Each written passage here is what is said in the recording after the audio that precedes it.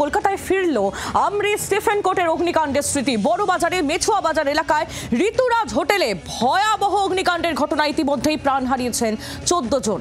প্রথমে আগুন লাগার পর ছাদ থেকে পাইপ বেয়ে নামতে গিয়ে এক হোটেল কর্মীর মৃত্যু হয়। প্রচণ্ড ধোঁয়ায় শ্বাসরুদ্ধ হয়ে মৃত্যু হয়েছে আরও 13 জনের। গতকাল রাত 8:30 নাগাদ মেছুয়া বাজার এলাকার বহু পুরনো এই হোটেলটিতে আগুন লেগে যায়। হোটেলে 3 থেকে 6 তলা পর্যন্ত আবাসিকদের থাকার ঘর ছিল, দোতলায় ছিল রেস্তোরাঁ। অগ্নিকাণ্ডের সময় হোটেলে বহু আবাসিকরাই ছিলেন, তাদের মধ্যে ভিন রাজ্যের বাসিন্দারাও ছিলেন। ইতিমধ্যেই ওই 13টি দেহ উদ্ধার করে ময়নাতদন্তের জন্য পাঠানো হয়েছে।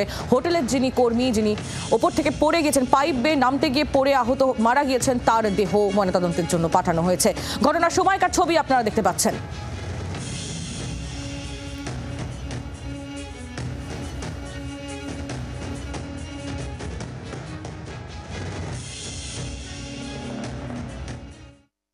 ডিপার্টমেন্টে এনওসি 2022 में ওনারা করেছিলেন, তারপরে রিনিউ করার নেই। আর সিস্টেমগুলো সব ডিফেক্ট ছিল, কোনো সিস্টেমটা কাজ করছে না। মামলা করে দেওয়া হয়েছে, মামলা অলরেডি দায়ের হয়ে গেছে, এফআইআর করা হয়েছে। বাংলার আওয়াজ, বাঙালির আবেগ, জি 24 ঘন্টা।